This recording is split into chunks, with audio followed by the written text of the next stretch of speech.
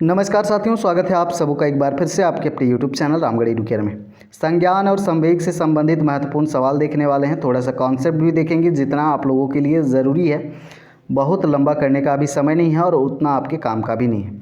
संज्ञान का यहाँ पर अर्थ ज्ञान ही होता है। ज्ञान में क्या आता है? ज्ञान में आपका आता है आपका तर्क वितर्क करना, समस्या समाधान करना, लॉजिकल थिंकिंग, क्रिएटिव थिंकिंग और क्रिएटिव होना, सृजनात्मक होना, समस्या समाधान, संश्लेषण विश्लेषण करना, एप्लीकेशन अनुप्रयोग करना, ये सारी चीज़ें, ये सारे वर्ड जो हैं संज्ञान के अंतर्गत आते हैं। संवेग एक जो आपका है उत्तेजित दशा है। ये कुछ सेकंड्स के लिए होता है, जिसमें हमारे जो सेंस ऑर्गन्स हैं वो काफ़ी एक्टिव हो जाते हैं। जैसे हमारा ब्लड सर्कुलेशन है वो तेज़ हो जाता है, हार्ट बीट बढ़ जाता है संवेग की दशा में। और ये अचानक से घटती है घटना। अचानक से आप कुछ कोई दुख की घड़ी आ गई तो आप दुखी हो गए हैं, तो वो भी संवेग है। अचानक से अगर कोई सूचना मिला कि आपका सरकारी नौकरी लग गया, बहुत अधिक अचानक से खुश हो गए हैं, तो वो भी संवेग की दशा है। अचानक से बहुत सुंदर चीज़ कुछ देख लिए तो भी आप अरे वाह, तो उस समय भी आप संवेग की दशा में हैं। अगर अचानक गुस्सा आ गया, अचानक क्रोध आ गया, अचानक घृणा आ गया, तो ये सारे संवेग की दशा हैं। इस समय आप गौर कीजिएगा को आपका जो सेंस ऑर्गन है वो तेज़ हो जाते हैं, हार्ट बीट बढ़ जाता है। ये सारे आपको देखने को मिलते हैं। तो ये एक दशा है उत्तेजित दशा, जो कि कुछ सेकंड्स के लिए रहता है या कुछ मिनट कह सकते हैं। चलिए, संवेग जो है यहाँ पर इमोशन का हिंदी रूपांतरण है।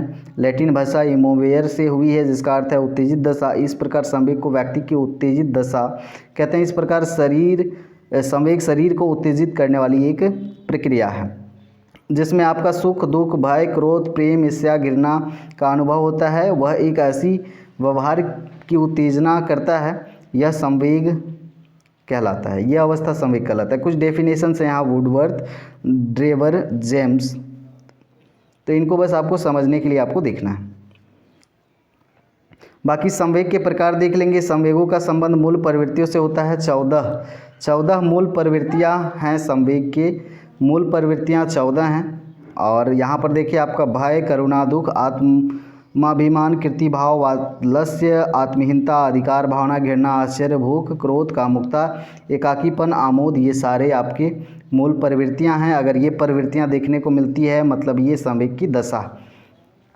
आगे संवेग के यहाँ पर शैक्षिक महत्व कुछ देख ले कि शिक्षा में क्या क्या महत्व है।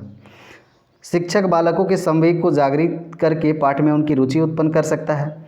शिक्षक बालकों के संवेग का ज्ञान प्राप्त करके उपयुक्त पाठ्यक्रम का निर्माण करने में सफलता प्राप्त कर सकता है। शिक्षक बालकों में उपयुक्त संवेगों को जागृत करके उनको महान कार्य करने के लिए प्रेरित कर सकता है। शिक्षक बालकों की मानसिक शक्तियों के मार्ग को प्रशस्त करने के लिए अपने अध्यापन में अधिक क्रियाशील बनने की प्रेरणा प्रदान कर सकता है। शिक्षक बालकों के संवेग को परिष्कृत करने, उनको समाज के अनुकूल व्यवहार करने की क्षमता प्रदान कर सकता है।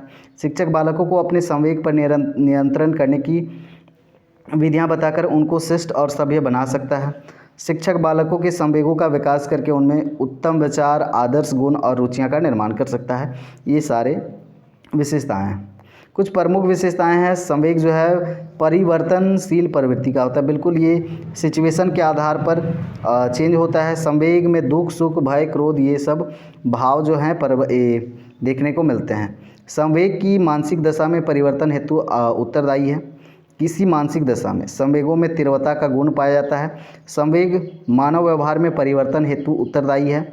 संवेग क्षणिक होता है, कुछ क्षण के लिए होता है। संवेग में अस्थायी प्रवृत्ति का गुण पाया जाता है। ये सार्वभौमिक है, यूनिवर्सल है। अब आगे देख ले, संज्ञान का एक प्रमुख तत्व नहीं है। संज्ञान का एक प्रमुख तत्व यहाँ पर कौन सा नहीं है, जल्दी से देखेंगे आप लोग। तमन्ना हमें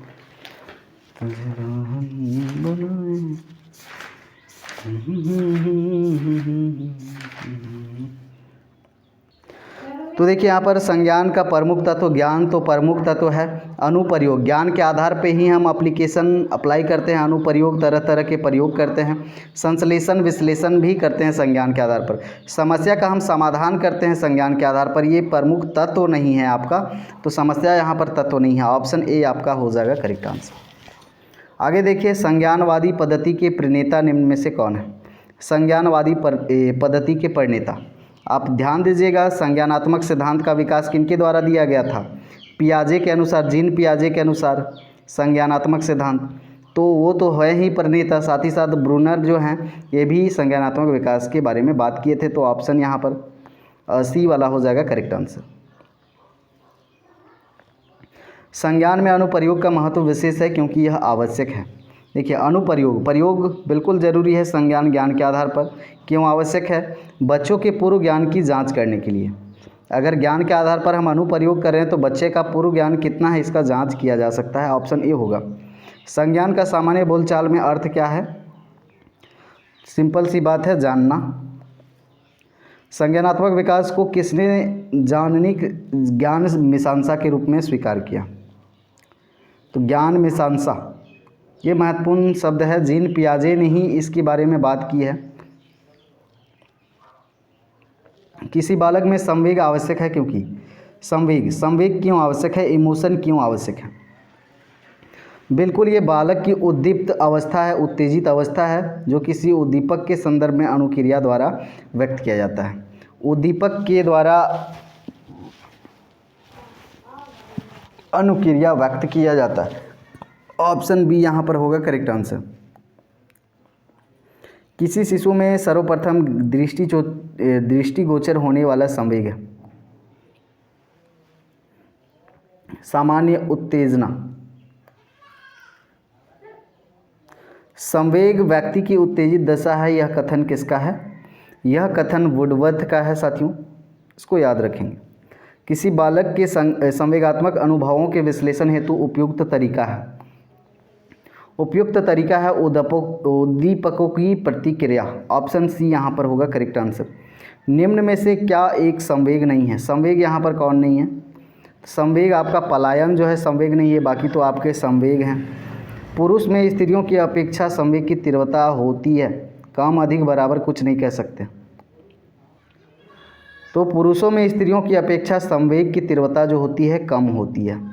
स्त्रियां जल्दी इमोशनल होती हैं। संवेगों का शिक्षा में महत्व नहीं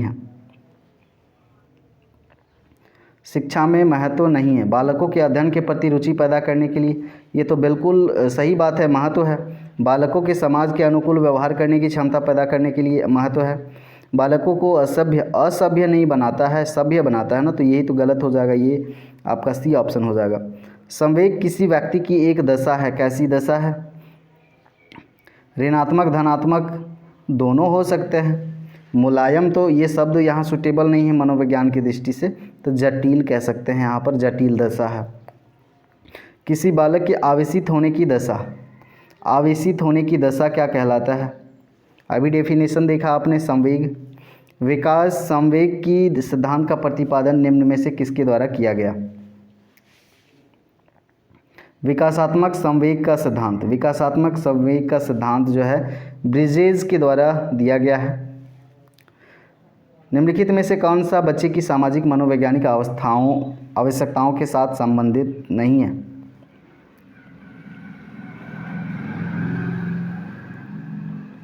देखिए, सामाजिक अनुमोदन अथवा सराहना की आवश्यकता बिल्कुल है। संवेग सुरक्षा की अवस्था भी जरूरी है। शरीर में से अपशिष्ट पदार्थों का नियमित रूप से बाहर निकलना, ये तो शारीरिक क्रिया के अंतर्गत आया, तो ये तो यहाँ पर सामाजिक मनोवैज्ञानिक आवश्यकता से संबंधित बिल्कुल नहीं है। संवेग के संबंध में मूल प्रवृत्तियों की संख्या कितनी है? अभी आपने देखा 14 टोटल। संवेग किसी बालक में पैदा कर सकता है, क्या पैदा कर सकता है साथियों?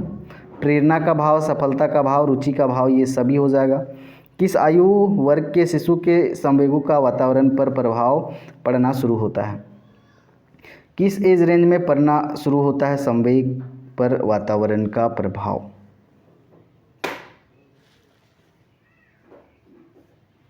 चलिए, बी यहाँ पर होगा 5 से 6 वर्ष के बीच में यहाँ पर वातावरण का प्रभाव शुरू हो जाता है पड़ना संवेग पर।